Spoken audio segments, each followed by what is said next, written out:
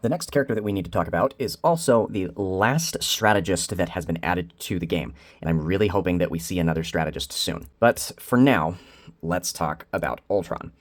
I don't dislike Ultron in the way that he is built and the way that he's implemented into this game. I think they took a very unique and satisfying approach to building him as a strategist in the game. I know a lot of people probably would have preferred to see him more as a duelist, and in some ways he is more of a duelist light with the ability to heal some of his teammates. But that decision not only fits within the narrative of the game and the story that they have, but also fits fairly well with his power set and the ability to bolster his allies, even though it's not 100% on brand and in character for Ultron to do that working with organic life forms.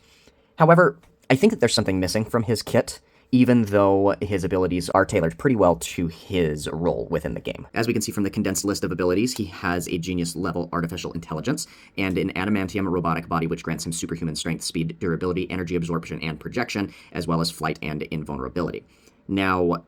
there's one thing that sticks out from this list that while I think it could make for a good ability in the game, I don't think it makes a lot of sense on Ultron's kit or in the area of a strategist within the game, and that is energy absorption. I think that there is a way to implement that, but it's probably better suited on a Vanguard than it is a strategist. So I'm going to put a pin in that of things to talk about that I would like to see implemented in the game at some point in the future, and instead talk about one of the biggest things that I think Ultron is missing from his own kit. Comparing his list of abilities to others in the game, it is a little bit shorter, and I think that the update that he needs mainly revolves around one of two different things. One, he either needs to be given an additional way to heal his teammates, or two, and this is the ability that I'm going to ultimately suggest be added to his F keybind, is give him a way to have his imperative patch drone follow him as opposed to one of his teammates. Though there's a very important caveat with that, where when he's in that imperative patch state, if he has that activated on himself,